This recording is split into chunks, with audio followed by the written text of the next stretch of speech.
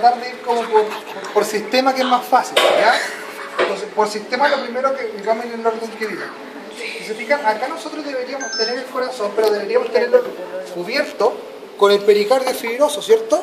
Pero no lo tenemos cubierto con pericardio fibroso, ¿ya? Sino que está así libre. Entonces ustedes tienen que saber que nosotros normalmente no vamos a ver esto, sino que vamos a ver pericardio fibroso.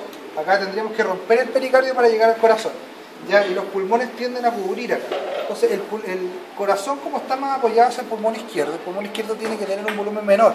Así que tiene 2 lóbulos en vez de 3, pero conserva una parte como residual, que sería esto, que sería la lingua,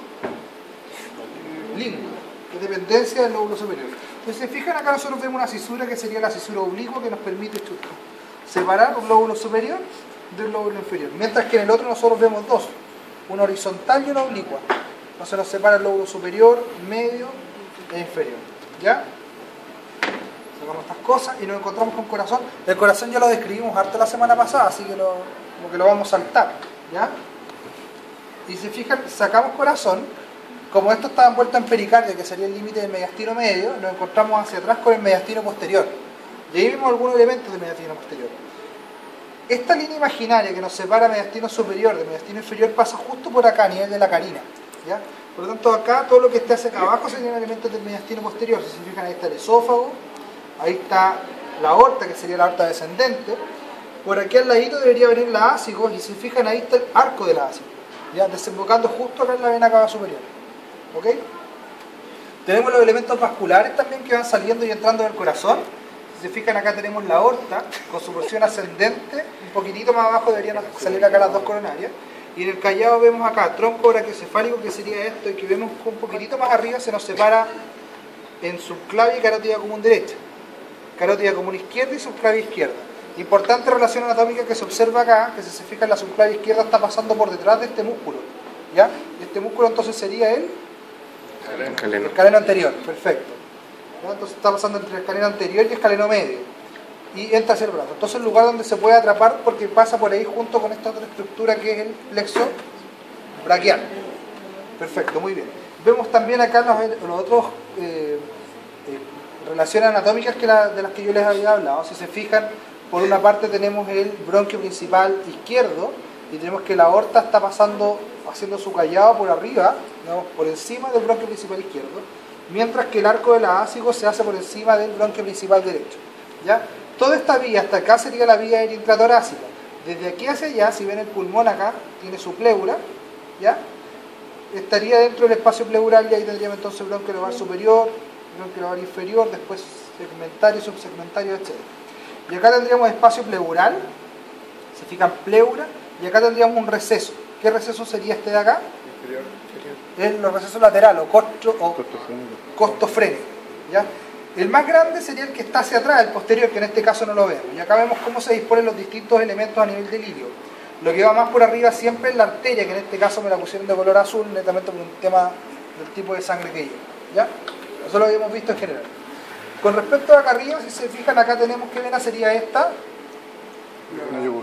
La yugular interna, ¿cierto? Acá tenemos la subclavia, se forman las brachiocefálicas, eso lo habíamos visto. Y vemos acá arriba algunas cosas como el sistema digestivo. Cavidad oral, vemos lo que mencionábamos ayer, el techo, que tiene una porción ósea formada hacia acá adelante por el paladar superior, mientras que hacia atrás por los palatinos.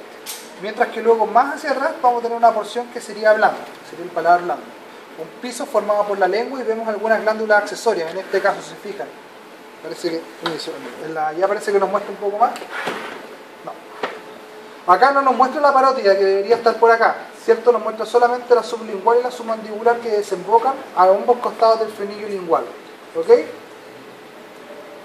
No mucho más que mencionar acá, tampoco nos muestran amígdalas ni nada. Ya, luego hacia el nivel del cuello, si se fijan, esto sería tiroides.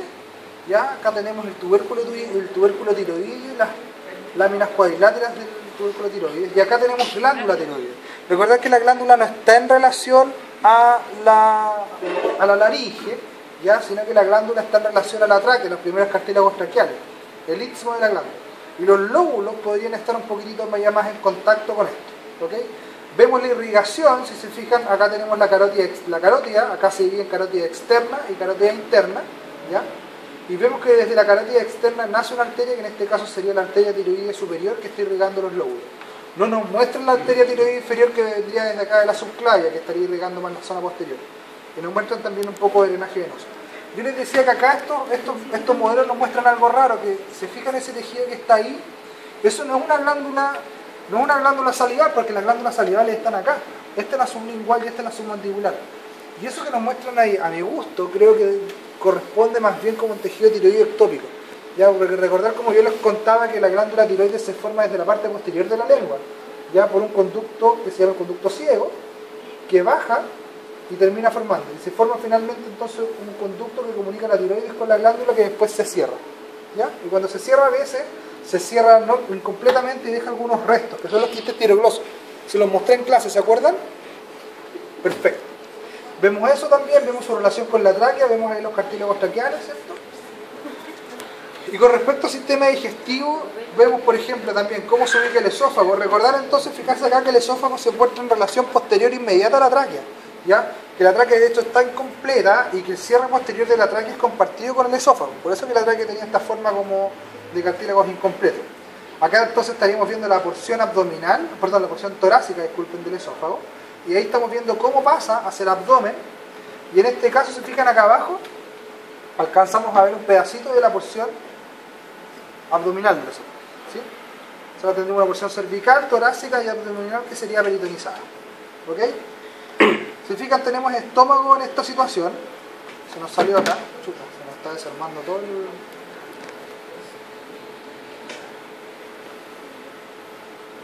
Se nos está cayendo pedazos. Vemos que están los órganos en esta situación. Acá tenemos estómago, vamos a sacar en este caso el hígado acá, y tenemos curvatura mayor y curvatura menor. Yo les decía que la curvatura mayor, fíjense que está en bastante contacto con el colon transverso. Entonces, de hecho, hay ligamentos que unen esta curvatura mayor al colon transverso, que se llaman ligamentos gastrocólicos. Y desde esta curvatura mayor hacia abajo, entonces el peritoneo viene, lo cubre y seguiría hacia abajo, cubriendo como un delantal las vísceras, que es lo que se quiere ilustrar en este modelo. Se fijan que en este mostraron acá como un corte. Y esto sería el aumento mayor, o el epiplón mayor, que sería una doble hoja de peritoneo que está colgando acá, desde la curvatura mayor del estómago. Entonces yo levanto este aumento mayor y me encuentro con esto recién. ¿Ya? Vemos acá vísceras abdominales y ayuno ilion, ¿cierto? Que no vamos a diferenciar cada uno. Vemos estómago, vemos en situación de curvatura mayor, curvatura menor. Diferenciamos por las distintas zonas del fondo, ¿cierto? Eso ya lo vimos. ¿Ya? Y acá estaría esfínter esofágico inferior. Sacamos esta cosa. No vamos a diferenciar mucho acá de vísceras. Acá tenemos colon transverso, ¿cierto? Colon ascendente. Colon transverso en situación peritoneal con su respectivo meso, que sería este, que sería el mesocolon transverso. A esta altura, más o menos donde estoy indicando yo, estaría el peritoneo parietal posterior hacia arriba. Entonces, por lo tanto, todo lo que queda de este límite hacia atrás es retroperitoneal. Si se fijan, tenemos páncreas en situación retroperitoneal, duodeno en situación retroperitoneal, riñones allá en situación retroperitoneal. Este órgano, que es el vaso, es peritonizado. ¿Por qué? Porque si yo miro desde arriba, el peritoneo no es como un límite recto, sino que es como una sonrisa, digamos, es así. Y va hacia allá. Y alcanza a peritonizar esta víscera que sería el vaso. ¿Ya? Entonces vemos colon, si nosotros sacamos todo esto que sería intestino delgado, y luego sacamos el mesocolon del colon, con su respectivo mesocolon transverso, lo encontramos. Si se fijan, ahí está el peritoneo parietal posterior. Estaremos viendo acá cómo es el drenaje venoso, que se ve mucho mejor en las imágenes, no está descriptivo acá. Y acá observamos duodeno, que también es retroperitoneal. Primera porción, segunda, tercera y cuarta, y en este caso hay el ángulo de Dreitz. Y en la segunda porción se fijan que estaría desembocando entonces a este nivel, conducto pancreático principal y el accesorio de arriba. ¿Ya? Acá tendríamos entonces como está el ilion desembocando en el ciego, acá tenemos ciego, por lo tanto eso sería apéndice, ¿cierto? Y esto sería la válvula iliocecal, por lo tanto el paso desde acá para acá, pero no de acá para acá. ¿Ya? Ciego con su válvula iliocecal, colon ascendente, recordar que es retroperitoneal, ángulo cólico derecho, colon transverso que es peritonizado, ángulo cólico izquierdo, colon descendente, y esto sería sigmoide. Acá no está puesto el recto porque asexuaron a todo esto. A todos estos modos. Obviamente les estoy explicando esta cuestión así rápido. ¿Ya? Y accedemos al retroperitoneo. En el retroperitoneo observamos también esta vena, que sería la vena cava inferior, Ojo entonces, la vena cava inferior no desemboca, o sea, desemboca acá, pero las vísceras desembocaban en el hígado. Ya, si nosotros miramos el hígado acá, el hígado lo miramos por abajo, ahí tenemos vesícula, ya, y acá tenemos la tríada hepática. Arteria hepática, vía biliar y porta. Entonces todo el retorno venoso está llegando hacia acá a la porta y el hígado va a drenar por venas hepáticas hacia la cava inferior, ¿ok? Que sería la que tenemos acá, que si se fija se está formando de dos venas ilíacas comunes. Y acá tenemos la aorta pasando por entre los pilares del diafragma y dando sus ramas principales. Fíjense, en este caso tenemos la arteria mesentérica superior, esa de ahí. Perdón, disculpen, eso es el tronco celíaco, ¿ya? El tronco celíaco, que es lo que le está dando la irrigación principalmente a estómago, páncreas, duodeno. Esa que tenemos ahí es la arteria mesentérica superior, esta que está acá. La arteria mesentérica superior tiene una relación anatómica interesante con la vena renal del lado izquierdo. Fíjense que esta es la vena renal del lado izquierdo, que tiene que drenar a la vena cava inferior. Entonces, para drenar pasa por encima y se produce un efecto como una pinza. ¿Se fijan? En el fondo está la vena renal ahí y está la mesentérica superior así, como que la pellizca, ¿ya? Esta relación anatómica también es importante porque es causa de algunas patologías. Por ejemplo, fíjense en lo siguiente, esto no lo hemos visto, pero se lo menciono ahora. ¿Ven esta vena que está acá? Esta vena, supongamos que este sujeto sea un hombre, ¿tiene cara de hombre? Si fuera un hombre, esto sería una vena que se llama vena testicular. Entonces el drenaje venoso del testículo, en este caso sería el testículo derecho, está subiendo y está llegando acá a la cava inferior. Pero del otro lado no vemos esta, porque la vena testicular del otro lado, fíjense que hace esto, sube, y como no puede pasar hacia la cava, drena en la vena renal, y la renal luego es la que drena acá. Entonces si nosotros empezamos a ver los varicoceles en los hombres, y empezamos a ver qué testículo es el que mayoritariamente hace varicoceles, siempre es el testículo izquierdo, ¿ya? ¿Por qué? Porque la presión que hay acá es mucho mayor, ¿ya? ¿Por qué? Porque cuando sobre todo cuando son niños y empiezan a crecer, se produce un efecto como de cascanueces, en que el sujeto se empieza a pegar un estirón y esta vena, que sería la mesentérica superior, empieza a irse hacia arriba y empieza como a pellizcar, entre comillas, ¿ya? Eso se llama el efecto cascanueces. Empieza, tiene también como su... ¿Usted lo dijo? Está grabado. Enfóquenla. Entonces se produce eso. Entonces va a haber un aumento de presión. Claramente el retorno venoso del testículo derecho tiene mucha menos presión que la del testículo izquierdo, que tiene que hacer este camino largo. Más encima con eso pellizcando. ¿Ya? Se fijan acá también, observan entonces troncocelíaco, mesentérica superior y la mesentérica inferior no la pusieron acá. ¿Ya? Veamos en el otro si la pusieron. Ahí está, aquí la pusieron, ¿se fijan? Y ahí pusieron las mismas venas. ¿Ya? Y acá tenemos entonces también en situación retroperitoneal a los riñones, si se fijan los riñones separados en corteza y médula, ¿ya? Y entre las pirámides que están en la médula observamos estas cosas que son los rayos medulares, ¿ya? Observamos los tres elementos desde adelante hacia atrás que son vena, arteria y pelvis renal.